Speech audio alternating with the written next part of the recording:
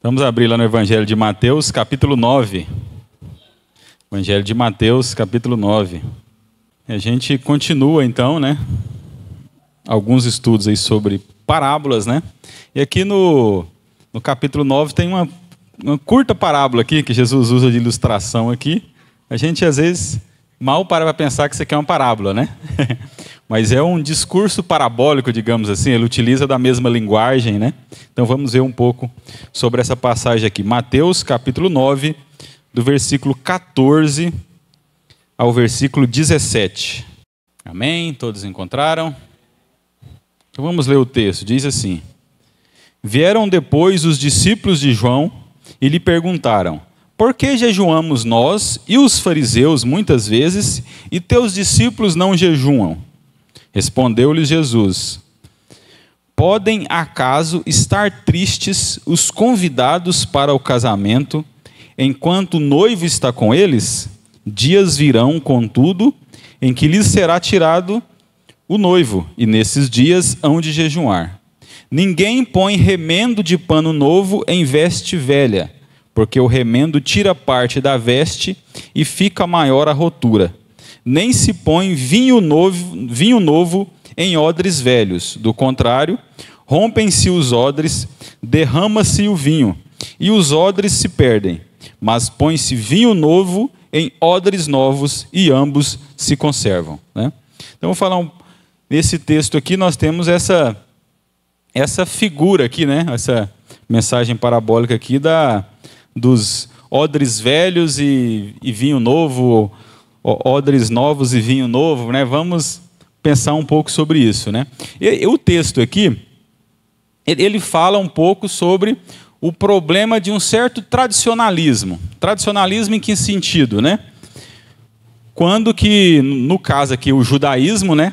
Que era a religião aqui da época aqui, o judaísmo, como que uma determinada instituição religiosa, digamos assim, se enrijece tanto, né, de forma que essas fórmulas ritualísticas, por exemplo, né, do judaísmo, acaba se tornando tão engessada que as fórmulas, né, que esse sistema ritual aqui do judaísmo acaba se tornando maior do que as próprias pessoas, né?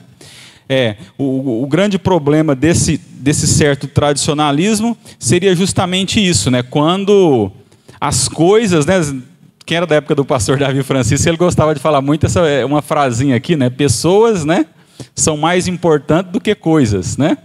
Então, às vezes a estrutura de uma dada instituição religiosa pode se tornar às vezes mais importante do que as pessoas que estão ali, né? A comunhão entre as pessoas, e às vezes nesse cenário, digamos assim, para a manutenção de uma dada estrutura de poder daquela instituição religiosa, por exemplo, acaba, digamos assim, preferindo às vezes machucar pessoas, maltratar pessoas, né? Excluir pessoas, para que se mantenha a estrutura religiosa, para que mantenha, né, a estrutura de poder de certa instituição religiosa, né?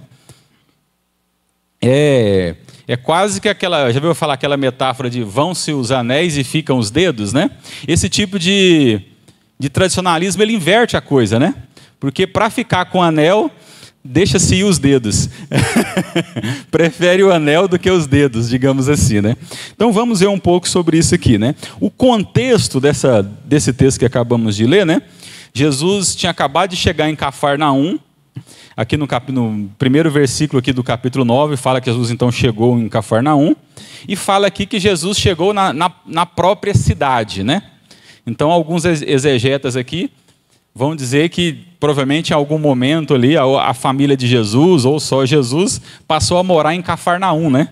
Porque o texto aqui fala de Jesus chegando em Cafarnaum, e diz aqui, ó, passou para o outro lado e foi para a sua própria cidade, né? Então Jesus está na sua própria cidade, que aqui é Cafarnaum, né? Interessante isso. Então, num dado momento, Jesus ou a família de Jesus estava morando em Cafarnaum.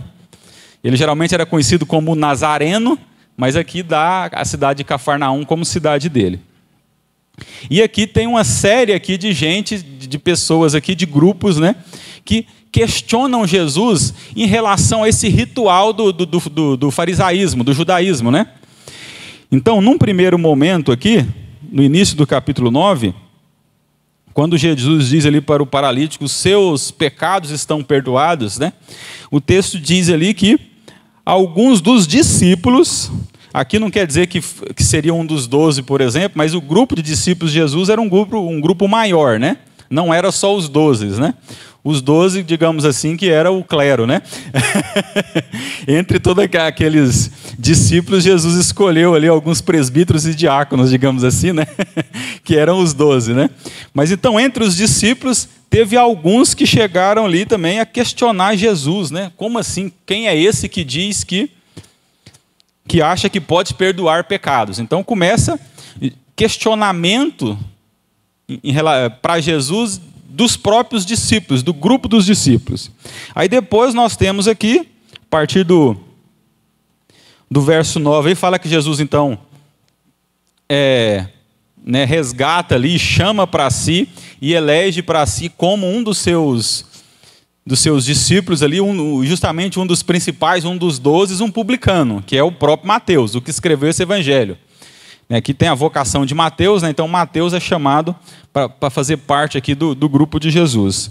E a partir do 10, então, Jesus está na casa dele, estando ele em casa, em Cafarnaum, né? E ele arma um banquete ali, né? As pessoas vêm comer à mesa de Jesus. E aí ele é questionado também pelos fariseus de comer com publicanos e pecadores, né? Os exegetas vão dizer que, digamos assim, que Jesus tinha um certo epíteto, né? Não muito elogioso na época, né? Ou seja, ele era conhecido como o amigo dos publicanos e dos pecadores. Em vários momentos ele é questionado por isso. Jesus é aquele que come com publicanos e pecadores, né?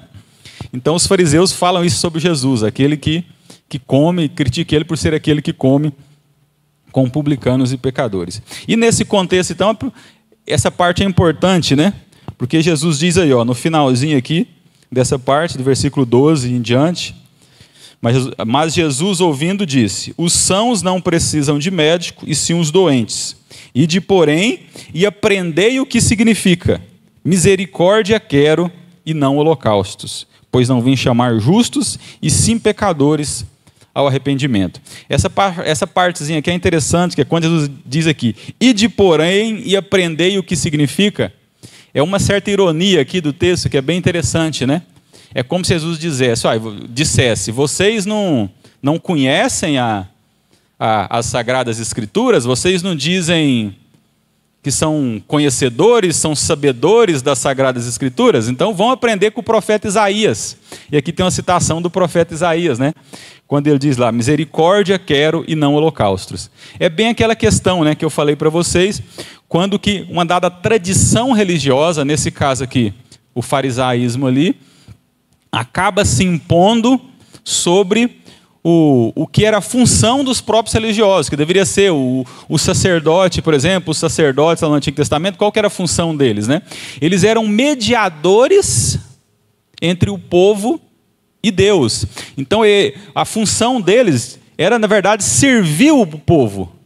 Eles serviam o povo, auxiliavam o povo para que o povo adorasse a Deus. Eles eram facilitadores, digamos assim, né? Para usar essa linguagem mais moderna aí do conceito de liderança, né? Eles tinham que facilitar, auxiliar, para que o povo de Israel, né? Que era o povo lá que estava lá trabalhando digamos assim, de segunda. Não era essa a lógica, né? Porque pensando que o domingo era o primeiro dia, então de domingo a sexta, né? Digamos assim, que funcionava nessa lógica aqui. Então, o povo que tinha que trabalhar todo dia, às vezes não tinha o tempo necessário para se dedicar, digamos assim, né? A pensar nas coisas do alto, a pensar nas coisas de Deus, e às vezes necessitavam desse auxílio, né? Para que eles pudessem entender as Sagradas Escrituras, para que eles pudessem buscar melhor a Deus. E a função dos sacerdotes, dos levitas, era essa: eles eram mediadores entre Deus e o povo, né? Eles tinham que levar o povo, estar constantemente buscando o povo para que o povo pudesse buscar a Deus, buscar conhecer a Deus. Então, eles inverteram as coisas. Quando Jesus diz aqui, aprendei o que significa misericórdia quero e não holocaustos, era isso. Ele fala, não é que vocês estão nessa situação e agora estão se achando importante demais, vocês são mais importantes que o povo. Não, eu escolhi vocês para buscar o meu povo, para servir o meu povo, para que o meu povo chegasse até a mim. Então essa que é a ideia, né? E é isso que Jesus faz. Vamos aprender com Isaías, né? E esse ensinamento é muito forte no livro de Isaías, né? Então, se a gente fosse fazer um estudo sobre Isaías, é um dos temas chaves de Isaías, essa questão do misericórdia quero e não holocausto. Isaías questiona muito esse ritualismo da lei judaica, mas que ao mesmo tempo afastava o povo, ou seja, inverteu a questão. Em vez deles levarem o povo a Deus, eles cada vez mais dificultava essa chegada do povo até a Deus. Então, quando eu falo que aqui esse texto aqui que nós lemos trata um pouco desse problema de um certo tradicionalismo, essa ideia, esse tradicionalismo, né? Quando que as fórmulas de um dado serviço religioso, um dado ritual religioso, se torna mais importante do que as pessoas que devem estar ali e adorando a Deus, louvando a Deus, né? Eu lembro de uma historinha, né, sobre essa questão de tradição. É claro que nós, por exemplo, somos cristãos, por exemplo, que seguimos a tradição reformada, ou seja, seguimos um corpo de doutrina que nós chamamos de tradição reformada, né? Mas quando geralmente esse termo, por exemplo, a gente fala de nós somos igreja presbiteriana, o pessoal fala, você é de qual presbiteriana? Presbiteriana renovada, presbiteriana não sei o que, ou presbiteriana tradicional? A gente fala, não, sou da presbiteriana tradicional, né? Mas esse termo nem foi nós mesmos que nos demos, né? Porque entre os próprios presbiterianos, o termo que eles gostam mais é igreja histórica, né? Ou é igreja reformada e por aí vai. Esse termo tradição é mais digamos assim, um certo apelido que nós ganhamos no início do movimento pentecostal, né?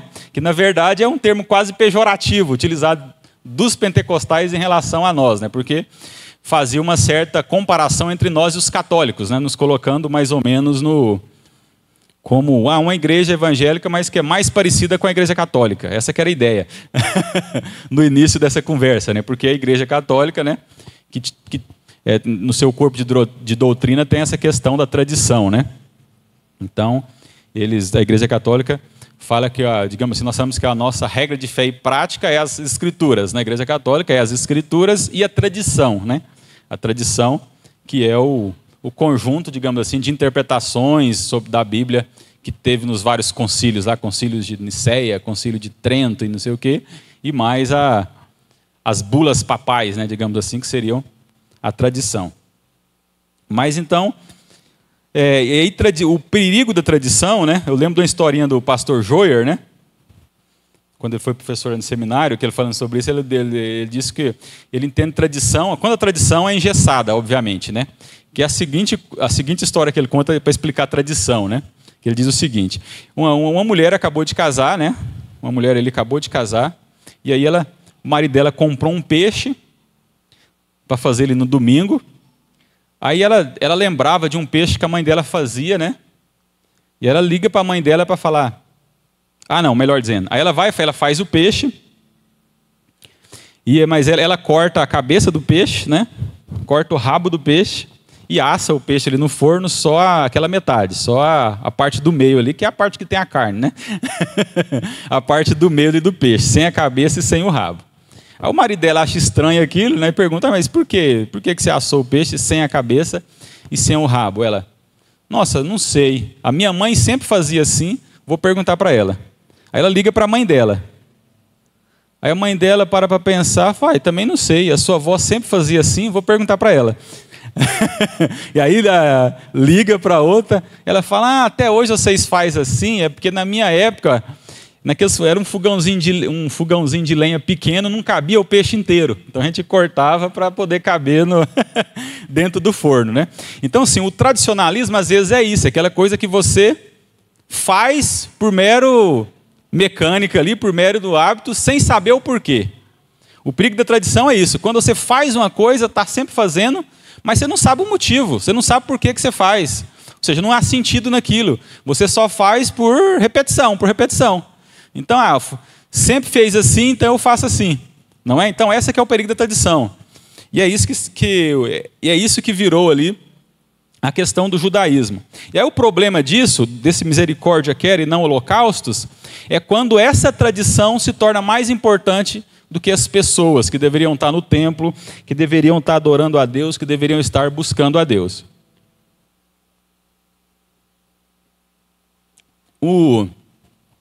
Para mim não vou acabar demorando às vezes muito na introdução aqui, né? Mas só lembrando, né? Que já tem vários dias que eu estou dando isso daqui, não falei de Gênesis ainda, né? Então, lá no capítulo 2 de Gênesis, né? Aquela passagem lá, que eu já dei alguns estudos aqui sobre isso, Gênesis capítulo 2, a partir do verso 18, né? Lá diz Deus, né? Não é bom que o homem esteja só. Aí ele fala, então falei eu, uma auxiliadora que lhe seja idônea. Aí depois Jesus, aí quando o texto lá é interessante, porque você fala, o texto começa assim, não é bom que o homem esteja só, far-lhe-ei uma auxiliadora que seja idônea. Só que em vez de Deus ir lá e fazer auxiliadora, não. O texto lá fala que Deus chama o homem para que ele pudesse dar nome a todos os animais. Então, gasta um tempo ele dando nome a todos os animais, até que então o homem de fato se sente só, e Deus faz, né, a auxiliadora dele, e ele diz, essa afinal é osso dos meus ossos, carne da minha carne, chamar-se-á varoa, né, porque do varão foi tomado. Esse texto aí mostra essa questão de quando Deus diz, não é bom, é o primeiro não é bom, é o único não é bom, né? Que em toda a criação Deus fala, é bom, é bom, é bom. Deus fala, não é bom. Não é bom que o homem esteja só. E aí justamente demonstrando que o homem, criado à imagem e semelhança de Deus, ele foi um homem que foi criado para viver em comunidade. Porque o próprio Deus é uma comunidade, né? Ele é Deus Pai, Deus Filho, Deus Espírito Santo, né? Então quando começa lá em Gênesis capítulo 1, fala, no princípio criou Deus os céus e a terra, né? No hebraico lá é Bereshit, Bara, Elohim, Et Hashamayim Ve'et Haaretz, né? O Elohim ali, que é o nome de Deus, né? Ele está no plural, né? No princípio criou deuses, o céu e a terra. Elohim está aqui, né? Elohim está aqui em algum lugar aqui. Deixa eu ver aqui, vou sair da câmera, né? Aqui, Elohim, né? Elohim aqui. Está no plural, esse M final aqui, que é o men, né? Aqui que marca a marcação do plural aqui lá no hebraico. Então, desde o início mostra Deus como um ser plural, né? E depois, já no versículo 2, fala do Espírito de Deus que pairava sobre as águas, né? Depois no capítulo 3, disse Deus, e aí o Christopher lembrou aqui o Evangelho de João, né? Quando lá no Evangelho de João justamente fala que o verbo, ou seja, essa palavra de Deus, era o próprio Cristo, essa palavra que se encarna depois, e como Emanuel, Deus conosco. E quando ele vai fazer o homem, ele fala, façamos o homem a nossa imagem e semelhança. Então Deus é um Deus plural, o próprio Deus é uma comunidade. Então ele cria o ser humano para viver em comunidade. Por isso que ele fala, não é bom que o homem viva só, que o homem seja só. Então essa coisa do judaísmo, né? Em que criou uma dada hierarquia, várias regras rituais, mas que afastavam as pessoas, que dificultavam a comunhão entre as pessoas, porque criou uma certa hierarquia, que tinha os fariseus, tinha os escribas e o resto, né? Então era assim que eles entendiam, né? Eram os fariseus, os escribas e o resto. E o povão, que tinha que simplesmente tentar seguir, mas nunca conseguiam seguir, porque essa que era a ideia do farisaísmo, né? Eles colocavam cada vez mais regras rituais para que justamente o povo não conseguisse seguir. Quando Jesus diz lá que eles criavam fardos pesados demais para o povo, né? Então é toda essa questão. Então, esse certo tradicionalismo, né, que o grande problema desse tradicionalismo é isso, é quando a nossa religiosidade, né, tende a arrefecer essa nossa misericórdia e até a nossa empatia uns pelos outros. Esse é o problema, e é isso que Jesus está discutindo aqui, porque Jesus está sendo criticado aqui por quê? Por ser aquele que come com publicanos e pecadores. E aí no texto nosso aqui, né? Vamos entrar no texto aqui, que senão eu fico aqui só na introdução, né?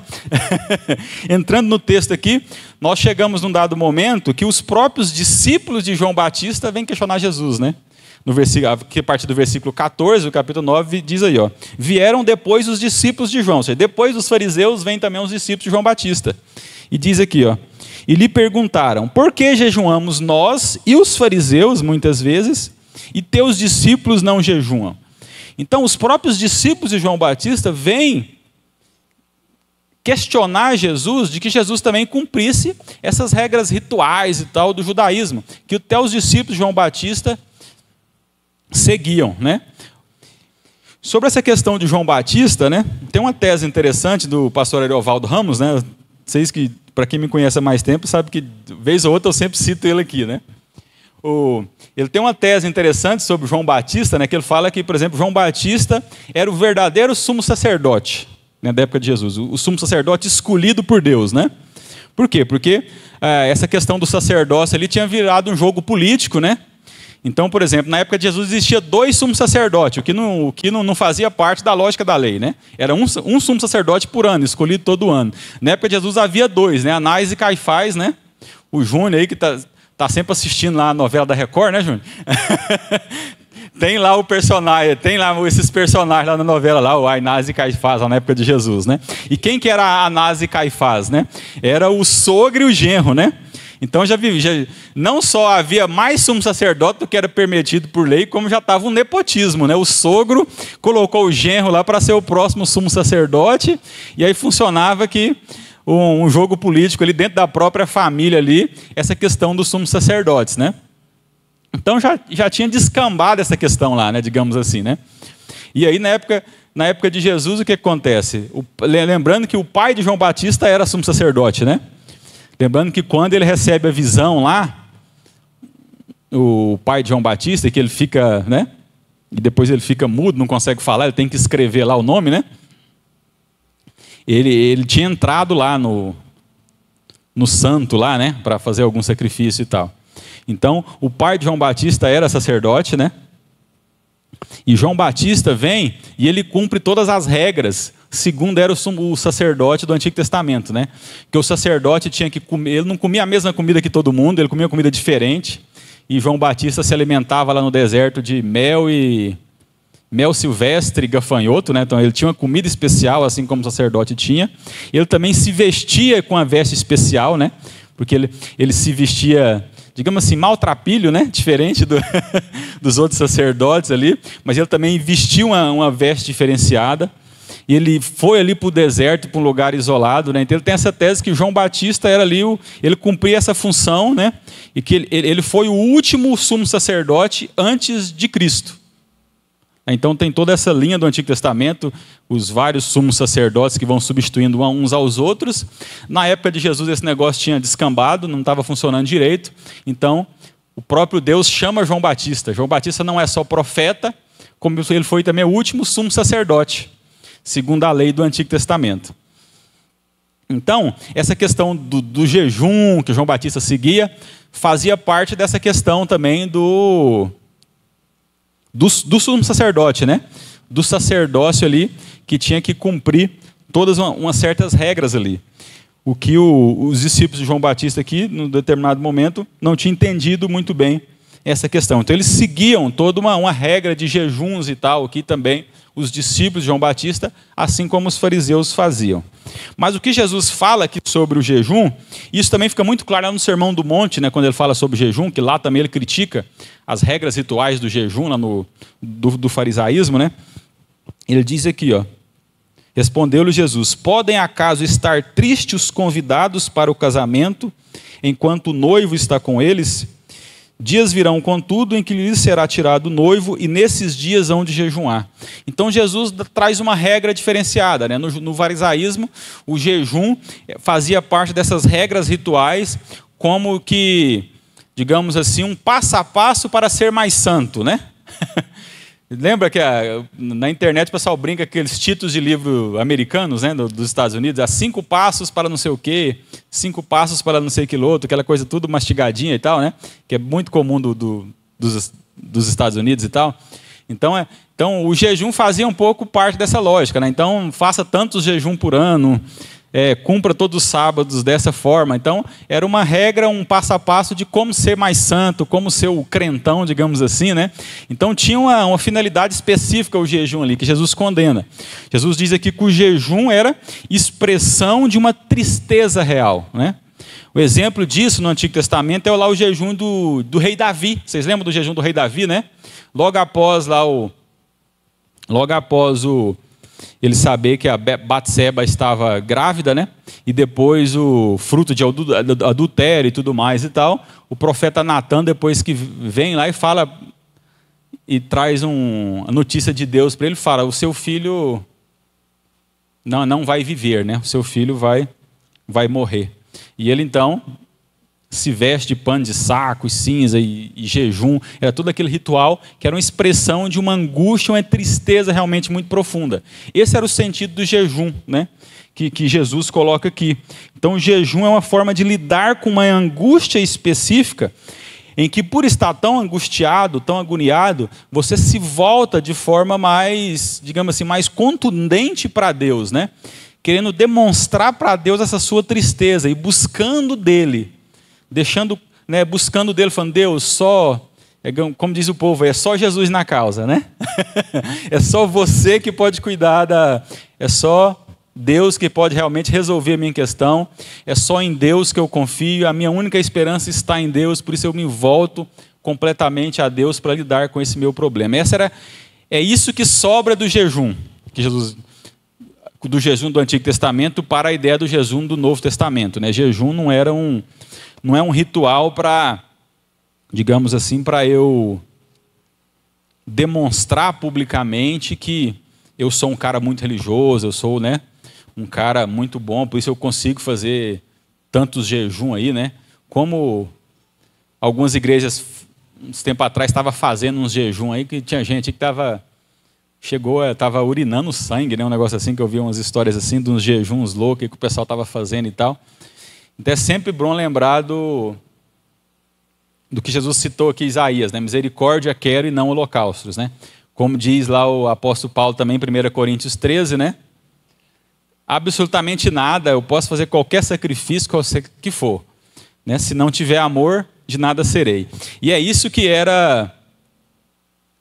derrubava toda e qualquer pretensão de santidade, não sei o quê, dos fariseus, né? Porque eles faziam tudo isso, mas eles viam os outros sempre com ar de superioridade, eles menosprezavam os outros, né? Os outros eram sempre os publicanos, os pecadores, e nós somos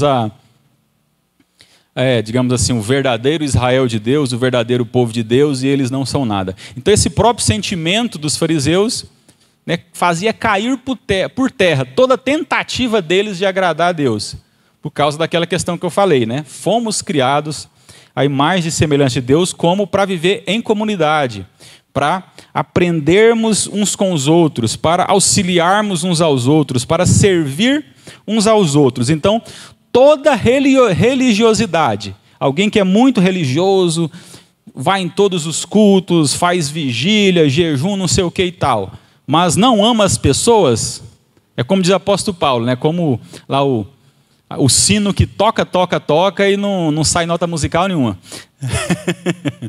Ou seja, não é nada, não quer dizer absolutamente nada. Então é sobre essa situação aqui que Jesus está lidando quando ele fala então sobre essa questão do jejum, né? Então isso nada adianta. Tem só mais uma historinha, eu gosto de contar historinha, né? Eu lembro uma vez que eu li, acho que até foi lá no... Eu lembro mais ou menos até de onde que foi, né? Eu estava trabalhando lá no IP, na época eu trabalhei no IP, né? Eu e o Lopes, né? O Lopes não está aqui hoje, né? Trabalhávamos lá, né? Aí pegava os boletins da primeira igreja que entregava para a gente lá na portaria, que eu ficava lá. E aí eu lembro de ler uma devocional lá, que tem uma história do C.S. Lewis. Tinha uma história do C.S. Lewis que era assim, né? Uma vez perguntaram para o C.S. Lewis, né? O C.S. Lewis era um dos intelectuais mais conhecidos na sua época, né? Ele era contemporâneo lá do Tolkien, lá do Senhor dos Anéis, né? O Tolkien católico, o C.S. Lewis protestante, né? Eles trocavam as cartas entre eles e tal, e eram duas grandes estrelas, assim, digamos assim, né? Teólogos, escritores, linguistas e tal, da época deles, né? Então o C.S. Lewis ainda ficou muito famoso durante a Segunda Guerra Mundial, porque ele passou a fazer um programa de rádio lá, né? Que ele, digamos assim, ele pregava para o povo da Inglaterra e também para os soldados que estavam na guerra durante aquele período complicado ali, né? Então ele ficou bastante conhecido e tal. E eu certa vez perguntaram para ele, né? Você é o C.S. Lewis e tal, um intelectual muito conhecido, um dos mais conhecidos do mundo. Falei assim, por que você vai na igreja ainda? Perguntaram para ele desse jeito, né? Tipo assim, você acha que você, seja quem for o pastor lá que estiver pregando, né? Ou alguma coisa assim, você acha que você consegue aprender alguma coisa? Você, sendo C.S. Lewis, você vai para o culto todo domingo, né? No caso, domingo de manhã, né? Que não, o culto domingo à noite é uma invenção nossa, brasileira. Mas você vai todo domingo para o culto e tal. O que você acha que vai aprender alguma coisa? Alguém tem alguma coisa para lhe ensinar que você já não saiba? Mais ou menos desse jeito. Uma pergunta lá, um repórter fez para ele. Ele falou assim, olha, eu sei que ele fala, eu luto constantemente com o meu orgulho, né?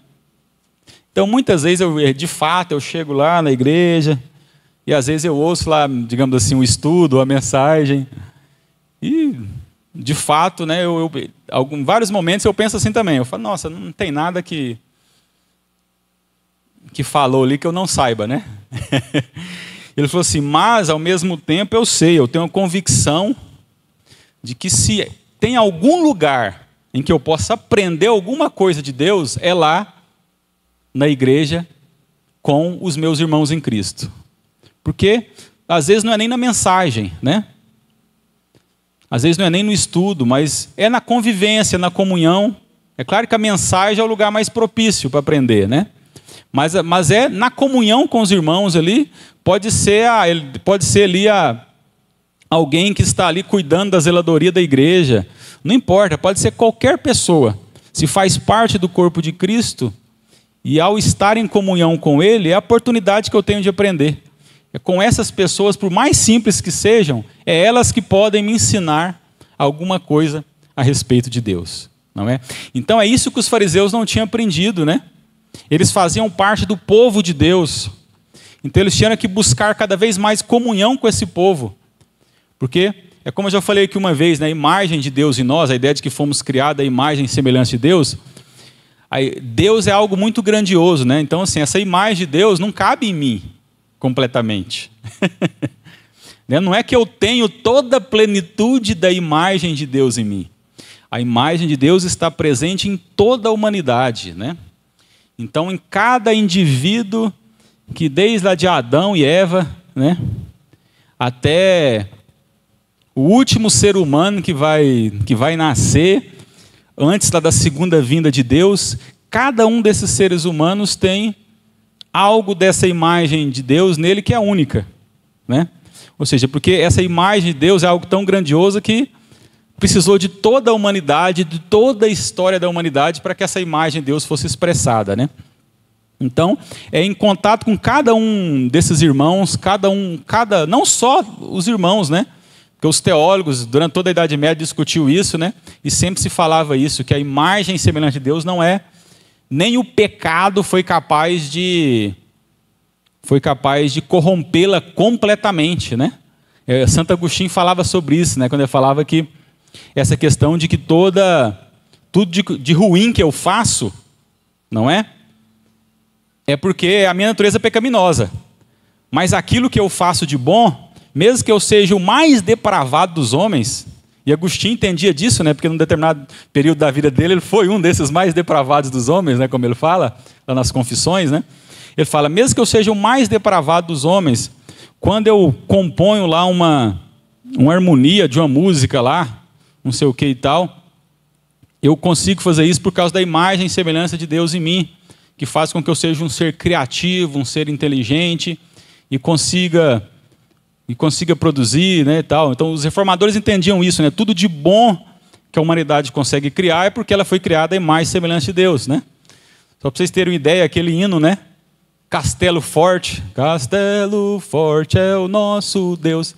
Aquela melodia e harmonia, por exemplo, era uma espécie de marchinha de carnaval lá lá da Alemanha, né? Porque o Lutero, né, e o músico lá do amigo de Lutero lá, que era o Melanchthon, né, entendiam essa questão, né, de que o ser humano é capaz de produzir coisas maravilhosas, coisas belas, mesmo que ele não esteja submetido a Deus, né? Porque ainda há isso que é a imagem e semelhança dele. Então, esse menosprezo dos fariseus aqui pelas pessoas, pela comunidade de Israel, já desmoronava todo e qualquer edifício que eles tentavam construir para chegar até Deus. Já desmoronava tudo, né? Tudo isso já desmoronava. E então é diante disso que surge essa pequena parábola, né? Aqui dos odres velhos e vinhos novos, né? Quando Jesus diz aí, ó: ninguém põe remendo de pano novo em veste velha, porque o remendo tira parte da veste e fica maior a rotura.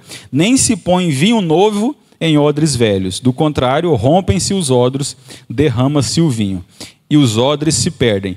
Mas põe-se vinho novo em odres novos, e ambos se conservam. Essa parábola dupla aqui, que essas duas figuras, né, questão do remendo ali e dos odres, tinha, digamos assim, uma única ideia central aqui, que era que, né, todo esse ritualismo e essa forma do farisaísmo ou do judaísmo não era adequada, digamos assim, para esse novo que estava chegando com Jesus, que é a ideia do reino, né?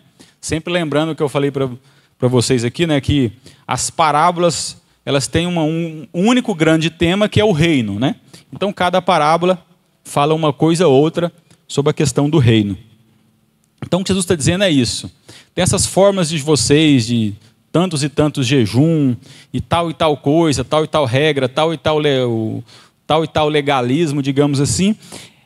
Essa fórmula aqui não serve, né, para, digamos assim, para que se coloque dentro o evangelho das boas novas, como quiser chamar de boas novas, né, algo novo. Ou seja, não serve. Porque o odre lá a ideia de odre aqui, os odres eram um receptáculo ali, né, onde se punha o vinho e tal, e que também às vezes servia para carregar água também, que ele era feito de pelo de cabra, ou era assim, pelo de animal, né? Então, o que acontecia? Se você... esse odre que estava muito velho, ele já ressecava, né, essa pele. Pelo, eu falei pelo, né? Pele, né? Não faz de pelo, faz da pele, né? Da pele do, da pele do animal. Então, ele ressecava, ficava muito ressecado, ficava rígido. Então, você põe o vinho novo dentro, né? O vinho continua fermentando, então ele força essa pele que racha, que quebra, e se perde o vinho, né? Então, vinho novo tinha que pôr em odre novo também, porque o odre ainda está se adaptando, ele está se formando, ele não adquiriu aquela fórmula pronta ainda. Então, o vinho vai fermentar, vai expandir, mas a pele também, ela ainda está nova ainda, ela vai se adaptar, ela vai se expandir também junto com o vinho, e pronto, aí os dois se conservam ali, né? Os dois crescem juntos, né? Então, essa que é a ideia, né? A ideia é que, digamos assim, que as novas fórmulas da religião que viria, digamos assim, claro que Jesus, em momento algum, falou de religião, né, gente? Mas, assim, o reino, né? Ele estaria crescendo, o reino crescendo, e, ao mesmo tempo, a igreja, o povo que faria parte desse reino, estariam também, né, crescendo dentro desse reino. Então, eram duas coisas que estariam crescendo juntas ali, né? E iam estar se moldando de forma conjunta, né? De forma coesa, né? De forma que a estrutura do reino não era essa estrutura engessada do judaísmo que massacrava, né? Que oprimia o povo. Não. O povo estaria entrando dentro do reino, mas o povo estaria se adaptando a essa nova estrutura do reino, digamos assim, e os dois cresceriam juntos. Essa que é a ideia dessa parábola aqui do odres novos e vinho novo. Então, a ideia... Então, e Jesus era a própria ideia do novo, né, que estava chegando ali. Jesus era esse Messias que veio e que não cabia nessa estrutura do judaísmo, que o judaísmo tinha uma fórmula específica para o Messias. O Messias tinha que vir como um rei conquistador que libertaria o povo de Israel do jugo romano. Essa que era a ideia. Mas Jesus não veio para caber, digamos assim, dentro dessa fórmula que estava preparado para ele, né? Porque como o próprio Jesus brinca aqui um pouco antes, né? Faltou-lhes, né, digamos assim, aos fariseus, entender um pouco melhor o livro de Isaías, né? Eles ainda estavam lá no Levítico, digamos assim. É claro que o livro de Levítico é um livro importante, mas é o que a gente fala em hermenêutica, né, que a revelação é progressiva. Então, a questão das leis, dos cerimoniais, ela mais na frente, né? E no Antigo Testamento o profeta Isaías é um grande exemplo disso, né? Vai entender melhor essa questão e de como que o Messias, o Cristo, o ungido de Deus que viria, se encaixaria dentro dessa lógica da lei, né? E depois nós temos lá, obviamente, mais para frente o apóstolo Paulo, né? Quando fala que a lei era o aio que nos levava até Cristo. Mas então eles não tinham entendido direito o profeta Isaías, né? Então, tanto que, mas já na lei do Antigo Testamento, essa importância que a lei dava para as pessoas, do acolher bem as pessoas, do tratar bem as pessoas, já estava na lei também. Eu não vou fazer toda essa recapitulação da lei, que a gente não tem tempo, né? Mas, por exemplo, lá em Levíticos, né, 25, nós temos lei lá, por exemplo, contra a escravidão, não é? Nós temos até lei contra o latifúndio, se vocês não querem saber, né, se vocês não lembram, não viram isso, mas existia lei contra o latifúndio, né? Lá em Isaías, né? Isaías interpreta melhor a lei lá de Levítico, quando fala do ano do jubileu, que a terra deve voltar à sua possessão, né? E Isaías 5, por exemplo, versículo 8, eu notei aqui a versão da King James, que é mais, eu achei super interessante aqui, né? Mas é bem parecida também com a nossa versão atualizada aqui, né? Mas é interessante essa versão da King James lá, né, do rei Tiago, né, lá inglesa, porque é justamente a concepção de propriedade privada lá sobre a terra nasce justamente na Inglaterra, né? Mas lá na versão lá da King James, lá em Isaías 5:8 diz assim, ó: ai dos que ajuntam casas e mais casas, dos que acrescentam um campo ao outro, até que não haja mais onde alguém possa erguer sua própria casa, e eles se tornem os senhores absolutos da terra. Está vendo? Até a lei contra o latifúndio aqui havia lá na lei do Antigo Testamento. Então, é aquela questão que o próprio Jesus fala quando ele fala a respeito do sábado, né? Quando ele fala, né, que o sábado foi feito por causa do homem, e não o homem por causa do sábado. Ele diz isso lá em Marcos, né? Aqui no contexto nosso, aqui está lá em Mateus também, tem essa mesma passagem, mas lá em Mateus ele não tem essa parte, né, que em Mateus. Em Marcos ele tem essa parte onde ele fala lá que o sábado foi feito por causa do homem e não o homem por causa do sábado. Então toda a lei mosaica tinha várias leis. Então tinha a lei a respeito das viúvas, lei a respeito dos pobres, tinha a lei do descanso da terra, né? O 7º ano, então você podia produzir na terra 6 anos, né? Então no 7º ano a terra tinha que descansar, né? O pessoal do agronegócio lida constantemente com isso. Por quê? Porque não tem esse descanso da terra, né? Então tem que largar a terra lá às vezes e mudar a cultura para plantar naquela terra e passar para outra cultura, porque aquela terra não dá mais, né? Então você planta soja tantas e tantas vezes no mesmo terreno lá, aquele terreno não dá soja mais. Porque está lá na lei mosaica sobre isso, a terra tem que descansar, não é? Então tudo isso, essa questão da preocupação com a terra, com o povo, está tudo isso lá na lei, mas os fariseus, né, esqueceram do povo e menosprezavam o povo, né?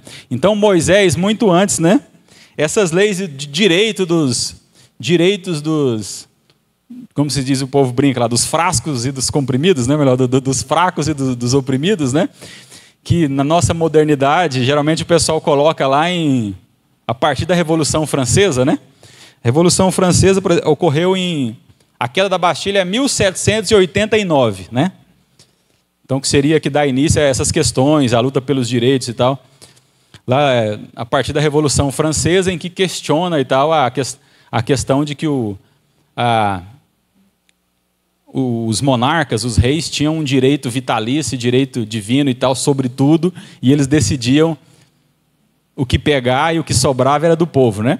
Então, isso lá na Revolução Francesa, 1789, que se questiona isso. Só que isso já está lá na Bíblia, né? Em Moisés, que segundo alguns historiadores ali, segundo a cultura judaica, viveu entre 1391 a.C. a 1271 a.C., né? Então vocês veem a distância entre Moisés e a Revolução Francesa, passou muito tempo. Mas já bem antes da Revolução Francesa, Moisés já falava sobre isso lá na lei do Antigo Testamento. Então, a grande questão que Jesus coloca aqui é que todo esse tradicionalismo, todo esse ritualismo do judaísmo não era nada, já que eles menosprezavam as próprias pessoas, né? O objetivo da lei era justamente também, como diz o apóstolo Paulo, ser o aio, né? Que nos levava a Cristo. A palavra aio, né, do grego, era o pedagogo, né? Era aquele professor que as famílias ricas lá contratavam, e ele ensinava, né, a criança desde pequeno ali, né? Então tem uma lenda, por exemplo, que Alexandre o Grande o aio dele foi o Aristóteles, né? Então desde pequeno aprendeu lá com Aristóteles e tal, mas é mais uma lenda, né? Que aqui não bate muito as épocas e tal. Mas essa questão, justamente, o aio é isso, é aquele pedagogo, aquele que ensina, né? Ensinava o povo a andar nos caminhos de Deus, e não massacrar o povo, oprimir o povo, como os fariseus faziam, né? Então, é contra essa questão aqui que Jesus está brigando, quando ele está falando, então, de agora, no reino, né, vai se pôr vinho novo em odres novos, né? As coisas teriam que mudar, né, ali, a partir de Jesus, né? As coisas teriam que mudar. Aí, como aplicação dessa questão toda aqui, né, para a gente caminhar para o nosso fechamento ali, que a nossa hora está indo ali, né? Eu tenho uma questão aqui, né? Então, por exemplo, fervor religioso, né, não é nada sem vir acompanhado de amor pelas pessoas. Isso que significa esse misericórdia quero e não holocausto. Então, a gente às vezes ouve, né, alguns cristãos, alguns evangélicos dizendo: eu não me dou bem com as pessoas, né? Prefiro ficar no meu canto sozinho, né? Sirvo a Deus do meu jeito, no meu canto. Esse tipo de mentalidade só tem duas respostas bíblicas para isso. Ou a pessoa não converteu, precisa converter, essa é uma das possibilidades. Ou é aquilo que o apóstolo Paulo diz, né? Que ainda são crianças espirituais, que ainda estão bebendo leite e ainda não podem se alimentar aí com alimento sólido, não é? Que não aprendeu a viver a lógica do amor, né? Essa lógica do amar uns aos outros. Então só tem essas duas possibilidades para esse tipo de mentalidade, né? Não tem como ser um crente verdadeiro e maduro e não amar as pessoas. O Christopher leu aqui a primeira carta de João, né? É só ler toda a primeira carta de João, lá está claro. O apóstolo João fala isso o tempo todo ali, né? Tem uma historinha, não sei se é bem verdade ou se é lenda, né? Mas lá no Eusébio de Cesareia, história eclesiástica, né? Anos 300 e poucos depois de Cristo, ele conta uma historinha sobre João, né? O apóstolo João. O apóstolo João foi o último dos apóstolos vivos, né? Como o próprio Jesus diz, é aquele que não veria a morte matada, né? Como o pessoal brinca, iria morrer de morte morrida e não de morte matada. Então ele é o único dos apóstolos que não é morto, né? Não vira mártir, né? Ele viveu até a velhice lá e tal, e morreu de velho, digamos assim. Aí tem essa história lá que o Eusébio de Cesareia conta, que bem no final ali da vida de João, ele já estava, segundo a tradição, ele saiu da ilha de Patmos, né? Ele não morre lá na ilha de Patmos, ele chega a sair e tal. E aí E ele era meio com uma lenda, né? Uma última lenda viva, né? O último apóstolo vivo e tal. E aí ele já estava bem, né, senhorzinho ali, não conseguia mais pregar e dar os sermãos dele, mas dizem que eles pegavam ele, carregavam ele, né, levavam lá. Uma das igrejas é a igreja de Éfeso, que é uma das últimas igrejas dele ali que ele passa. E ele só dava uma palavra ali, né? Eles punham lá na frente, ele falava, irmãos, né? Amai-vos uns aos outros. E depois dizia, né? Diz que era a frase dele, né? Que sempre é repetida pelo apóstolo João, né? Por isso que ele, na história da igreja, ele é conhecido como o apóstolo do amor, né? E essas histórias provavelmente têm um certo fundamento, né? Porque um dos primeiros pais da igreja lá, na patrística lá, que é Policarpo, né? Policarpo foi discípulo direto de João, né? Então, João morreu e Policarpo ali, que era um dos que andou com João ali na sua velhice, foi um dos primeiros pastores, ou dos primeiros padres, né? Como os católicos vão dizer, né? Então, essa ideia é fundamental, né? Não tem como ser religioso, ser crentão e não amar as pessoas. As duas coisas não combinam, né? Não combina. Isso é tão forte nas Sagradas Escrituras, para vocês terem uma ideia, que lá em 1 Timóteo, capítulo 3, do versículo 1 ao 7, lá fala sobre as características lá que o presbítero tem que ter, né? Ou seja, que são os principais líderes da igreja. Só a título de comparação, porque vocês lembram que eu até falei isso no estudo passado, que o fariseu era uma espécie de presbítero do judaísmo, né? Só que aí quando o apóstolo Paulo fala das credenciais do presbítero lá, tem uma específica lá que é interessante, né? Lá no 1 Timóteo capítulo 3, no versículo 2, uma das características lá que ele fala é que o presbítero tinha que ser hospitaleiro. É interessante isso, né? O apóstolo Paulo considerar que para alguém ser alguém que é líder da igreja, que vai estar na frente, que as pessoas vão olhar para ele vai ser uma espécie de modelo da igreja, né? Ele tinha que ser hospitaleiro, ou seja, ele tinha que ser alguém que recebia bem as pessoas na sua casa, que tinha essa abertura para receber as pessoas, para sentar com as pessoas, para comer com as pessoas, como o próprio Jesus fazia. Essa é uma das credenciais do presbítero. Já pensou? Lembrando novamente aqui da palavra do Christopher na introdução, né, quando ele falou aqui na confissão de pecados. Mas é interessante, ele falou, tem alguns pecados que a gente esquece, né? Principalmente em relação, ele falou que citou exemplo, o pastor, né, que cai um adultério, pronto, tá fora do ministério. Mas se tem outros pecados que ele comete, a gente releva, né? Mas imagina se a gente fosse levar em consideração isso, né? Essa questão da hospitalidade. Então, por exemplo, qualquer oficial da igreja, já pensou se a gente fosse levar isso em consideração? Vai falar, se ele não se dá bem com as pessoas, ele né, é meio duro com as pessoas, não tem essa habilidade, essa sensibilidade para tratar com as pessoas, ele deveria simplesmente, se a gente fosse levar em consideração o texto do apóstolo Paulo, ele deveria ser tirado do seu cargo oficial. Se ele não se dá bem com as pessoas, se ele não tem essa característica, né? E a igreja tem que aprender com isso também, né? Isso é bom para a igreja aprender, né? Porque somos nós que escolhemos, né? Já que nós votamos tão mal, nós temos a tendência de votar tão mal lá fora, na política, né? Então, mas dentro da igreja também, né? Se o presbítero, se o diácono, né, não é uma pessoa, candidatou lá ao presbiterato, ao diaconato, mas não é alguém que lida bem com as pessoas, que nunca recebe ninguém na casa dele, né, que não quer saber de gente, não serve. É isso que o apóstolo Paulo está dizendo. Então você vê tanto que é forte essa questão da importância das pessoas, né? É só a gente lembrar de Jesus, né, gente? Também lembrando novamente aqui a introdução do Christopher, né? Teve tudo a ver com o tema aqui, né? Citando lá o apóstolo João e tal. Quando Jesus diz lá, né? Deus amou o mundo de tal maneira que deu o seu Filho. É interessante esse termo também, a gente pensar sobre isso, né?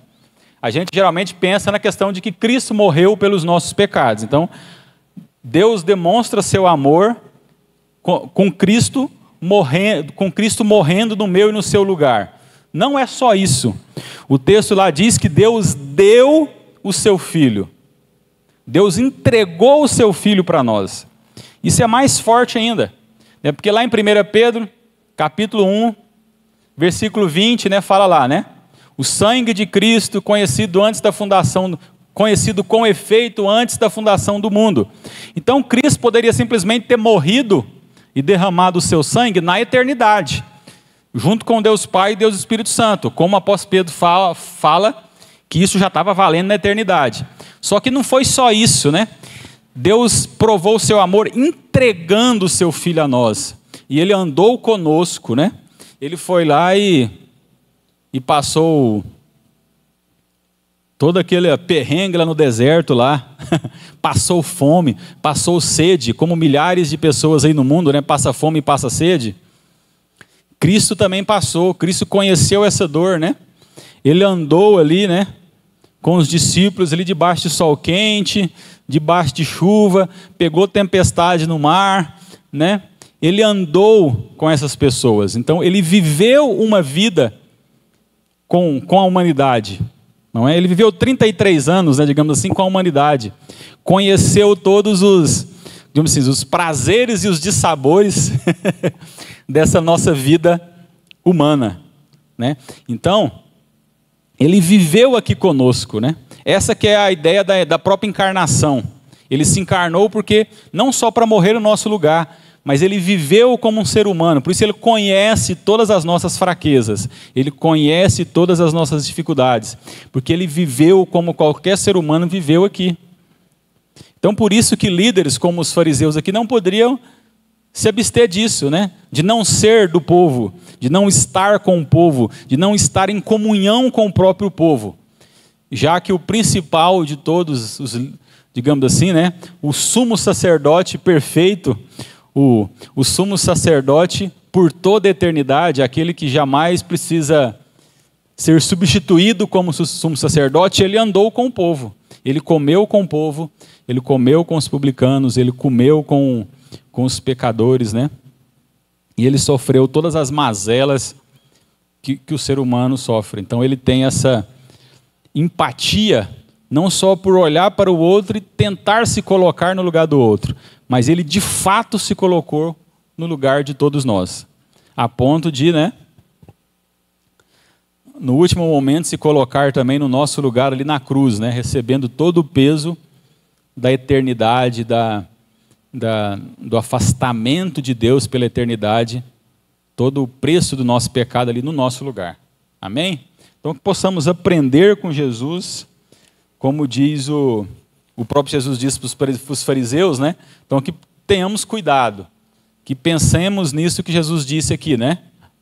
Aprendei, vai e aprendei o que significa misericórdia quero e não holocaustos. Amém?